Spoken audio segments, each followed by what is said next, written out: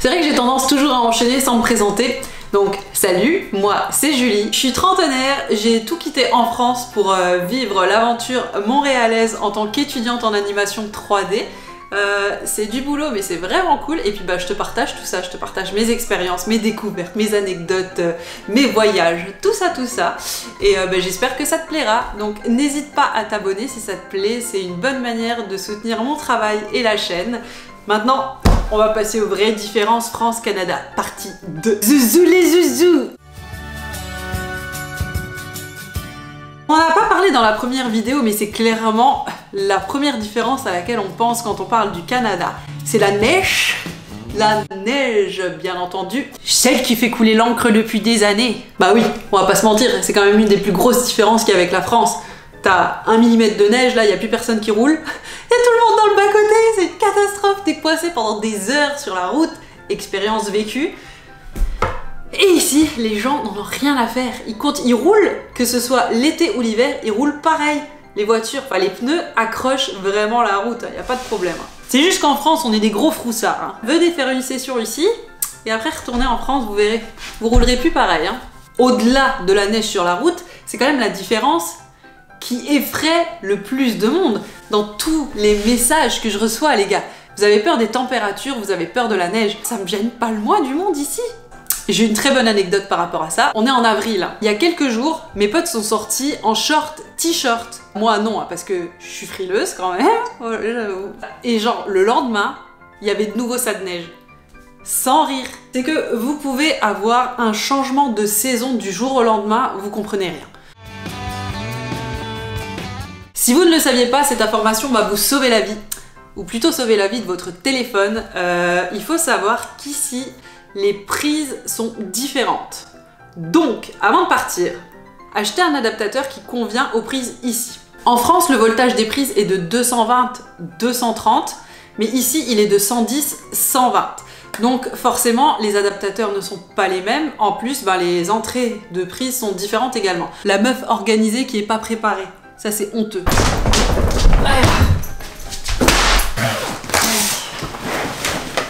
Ouais, il est là. Si tu essayes de rentrer un adaptateur comme ça, sur une prise comme ça risque d'être un peu compliqué quand même. Le cylindre dans le carré, ça marche pas. Du coup, il faut que tu achètes un truc comme ça. Ça, c'est une prise européenne. Et ça, c'est une prise nord-américaine. Voilà. Voilà. Et encore, des fois, tu as des différences au niveau des prises. Attends, je te sors mon lisseur. La meuf pas préparée. Mon lisseur est rose. Parce que c'est beau le rose. J'aime le rose. Quand j'étais petite, j'assumais pas d'aimer le rose parce que c'était un truc de fille et que moi j'aimais pas tous les trucs de fille. Du coup, je faisais semblant d'aimer le bleu. Mais maintenant, j'aime le bleu aussi, mais j'aime aussi le rose. Voilà, j'assume. Donc, je disais, ça, c'est un adaptateur donc nord-américain. Voilà. Et si tu remarques, ils ont tous les deux la même taille. Voilà. Mais là, par exemple, je sais pas si tu vois, t'as un côté qui est plus large. Donc, en gros, t'as même un sens pour le rentrer dans la prise. Voilà. Après, pour vos voyages, vous pouvez acheter un adaptateur universel. Ça, c'est quand même bien pratique. Et c'est vrai que celui que j'ai, celui qu'on m'a prêté, merci Adriane. Un jour, faudra vraiment que je te le rende. Écoute, c'est un emprunt à long terme, mais promis, je te le rends un jour. La troisième différence concerne les bus d'école. Est-ce que vous avez déjà vu les séries américaines où les bus des écoliers sont jaunes? Vous savez, avec cette forme un peu particulière, ici, c'est pareil. J'ai été trop surprise, je m'y attendais pas. Je sais qu'on est en Amérique du Nord, tu vois, je le sais. Mais ça a quand même été une grosse surprise et je me suis arrêtée, j'ai regardé et j'ai souri. À l'époque, en tout cas, quand je prenais le bus pour aller à l'école, c'était un bus d'écolier parce qu'il s'arrêtait juste pour ramener du collège à la maison et inversement. Mais du coup, ils ont vraiment la même tête que les bus que n'importe qui prendrait. Voilà. Alors qu'ici, les bus d'écoliers, ils sont jaunes, il y a écrit écolier dessus. C'est trop mignon. Voilà. J'aime bien faire ces vidéos sur les différences là. Punaise, ça me gratte. Bon alors, la suivante c'est quoi? Ah oui, les façades des habitations, des maisons avec les escaliers sur l'extérieur. Donc déjà de base, on sait de toute façon que t'ailles dans un pays à un autre, l'architecture change pas mal, même si en Europe ça se ressemble quand même. les petits escaliers à l'extérieur là. C'est vrai que c'est très joli. Par contre en hiver, ça doit vraiment pas être agréable. Il y en a qu'un seul que j'ai vu qui puait l'urine, c'était le métro sortie, c'était la sortie au niveau du centre Bell. Alors là par contre, oui, ça pue l'urine, mais c'était tellement surprenant de sentir cette odeur que j'avais pas sentie depuis longtemps, quoi, tu vois. Genre, quand tu vas à Paris, t'as pas un métro qui pue pas. Ou alors, vraiment, si c'est le cas, dis-le moi en commentaire, parce que oui, bien entendu, je n'ai pas fait toutes les sorties de métro, mais quand même, quoi, tu vois, je veux dire, toutes les sorties de métro que j'ai pu prendre, bah, ça puait la mort. Voilà. Au Canada, celle que j'ai pu voir, jusqu'à présent, il n'y en a qu'une seule qui sentait l'urine et c'était à un endroit, c'était pas genre partout. C'est une des grosses différences que j'ai pu constater ici et c'est franchement bien agréable. La prochaine différence, elle est directement liée à la précédente parce que bah, comme vous le savez maintenant, j'aime bien faire des liaisons directement. Le respect dans les files d'attente, déjà, bah, les gens ne poussent pas. Aussi, bah, si t'étais là avant, que ce soit une personne âgée ou pas, la personne elle va te laisser passer. J'ai été confrontée, j'ai déjà vécu ça, de vouloir laisser passer la personne âgée avant parce que bah, c'est juste logique. Et la personne elle a vraiment insisté pour que je passe, elle m'a pas lâché, c'est adorable, vraiment, elle a insisté. Et puis même, tu sais, quand les gens sortent du métro, que t'as le bus qui est là et que t'as déjà une longue file qui attend, genre les gens ils vont attendre jusqu'à ce que le dernier passe. Attends. Update, c'est pas tout à fait vrai, il arrive qu'il y ait un idiot qui passe, voilà.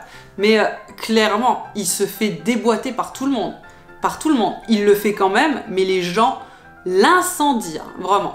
C'est pas comme, encore une fois, je suis désolée, mais en France, c'est très rare qu'une personne dise à une autre de dégager, tu vois, parce que genre la file elle est là-haut, c'est très rare que les gens prennent position par rapport à ça. Mais parce qu'on a l'habitude que ça se passe très mal dans ces cas-là, tu vois. Tu veux pas de problème. Même si t'es dans ton droit, bah, t'essayes de fermer un peu ta bouche. Je comprends qu'il y ait des personnes qui veulent rien dire parce que bah, c'est dangereux. Aujourd'hui, en France, l'air de rien, bah c'est dangereux. Si tu veux pas rentrer complètement tabassé chez toi, bah, si tu veux avoir la chance de rentrer chez toi, des fois, vaut mieux fermer ta bouche. Et ça, c'est triste. Mes amis sauront...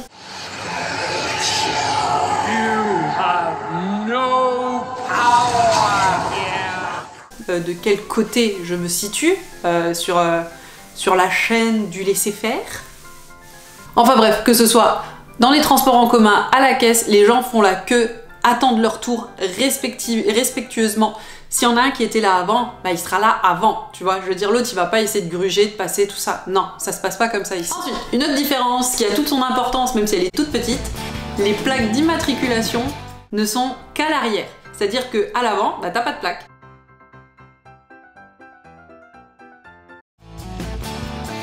La cigarette, je ne l'ai même pas sentie une dizaine de fois depuis presque 1 an que je suis ici. Alors déjà aussi un truc qu'il faut préciser, c'est que tu as beaucoup de logements non fumeurs. Donc c'est-à-dire que quand tu vas signer ton bail, y a une clause qui dit que ton appartement est non fumeur et que tu n'as pas le droit de fumer dedans et que tu peux être expulsé si tu le fais.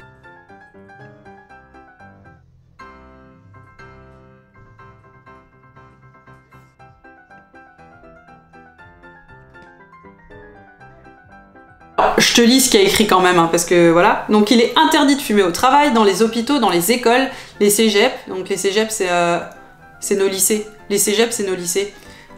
Et l'université, dans les garderies, dans les bars et restaurants, dans les centres sportifs, dans les autobus publics et dans les salles de spectacle. Bah oui, tout ça de toute façon c'est des lieux qui sont clos. T'as l'autorisation de fumer dans ta voiture, sauf si une personne de moins de 16 ans y est. Alors fumer à l'extérieur, oui, mais t'as le droit de fumer dans un parc, mais il est interdit de fumer dans une aire de jeu aménagée pour les enfants, ce qui paraît logique. Même chose pour les terrains sportifs, même chose pour terrain de basket, baseball, patinoire, piscine, tout ça, donc t'as pas le droit de fumer. Et des fois, la réglementation municipale étend l'interdiction de fumer à l'ensemble du parc. T'as pas le droit de fumer dans les terrasses de bars, restaurants ou établissements commerciaux. C'était ça la notion dont je voulais absolument vous parler, parce que du coup ça m'avait choqué, mais clairement de tête je pourrais pas vous le dire. Donc il est interdit de fumer à 9 mètres de la porte d'un endroit public où il est normalement interdit de fumer. L'interdiction s'applique aussi aux fenêtres et aux prises d'air de cet endroit. Donc même dans un parc où tu as l'autorisation de fumer, si tu es à moins de 9 mètres d'une porte par exemple de garderie ou autre, interdiction de fumer. Donc attention à ça. Donc il y a des inspecteurs qui se baladent et s'ils te voient en infraction vis-à-vis de la loi, bah hop, un ticket. Et ça peut aller jusqu'à plusieurs centaines de dollars. J'ai l'impression que le Québec veut anéantir ça, tu sais, comme pour la moto. Oh, je vous en parlerai de la moto là dans une des prochaines... Parce que ça me touche directement, tu vois, je me suis sentie... je me suis sentie frigorifiée au plus profond de moi quand j'ai entendu ça. Enfin bref, je vous raconterai ça plus tard. C'est mauvais pour la santé, ça te coûte cher, ça te rend les dents jaunes, tu sens mauvais de la laine, et puis ça te crée plein de maladies. Arrête de fumer. Allez, viens, on est bien sans la cigarette. Allez, viens, on est bien. Les voitures de police. On en parle des voitures de police. Je pense que ça se passe de commentaires. Les voitures de police ici, elles sont classieuses. C'est des Dodge. Voilà, déjà des Dodge, tu vois, les modèles. Les modèles. Attends, mais moi j'adore, tu vois. Et en France, on a des Peugeot ou des Renault, là. Et la dernière différence du jour, nous appellerons à la barre les écureuils. Parce que, bah, les écureuils d'ici sont les pigeons de chez nous. Voilà, en gros, t'as des écureuils partout. Ils sont trop mignons, les écureuils. Moi, dès que j'en vois, je sors le téléphone et j'essaye de les attraper, tu vois. Un pigeon, tu me verras pas faire ça. Quoique, je le fais avec les mouettes. En France, t'as une tonne de pigeons. Ici, t'as une tonne d'écureuils. Et t'en as vraiment partout. Et voilà, c'est la fin de cette seconde vidéo sur les différences France-Canada. Je vous parle principalement de ce qui se passe à Montréal, de ce que je peux constater à Montréal. Encore une fois, ce sont des expériences personnelles que j'ai pu vivre. D'autres personnes les vivent certainement différemment, bien entendu. Si jamais vous avez constaté d'autres types de comportements, de différences, n'hésitez pas à les poster en commentaire. Je me ferai un plaisir de les découvrir avec vous. Je suis impatiente de vous faire la prochaine vidéo là-dessus. Bon, en attendant, je vous souhaite tous un très très bon week-end et puis ben, je vous attends pour la suite de mes aventures. Grosse différence qu'il y a avec la France. Bah oui. Voilà. Je m'en mêle un peu, hein. Il y a beaucoup de choses à dire là-dessus. Blooper. J'ai envie de tousser. Un jour, je vais mourir. Voilà. Comment on dit? Si il te voit... pas respecter la loi. J'aime pas cette manière de dire les choses. J'aime bien ce mot. Mais ils sont trop mignons, tu vois. Je veux dire, est-ce que tu vois beaucoup de Français... Non, mais les Québécois, tu les vois pas faire ça non plus. Ouais, c'est vrai que je suis une touriste.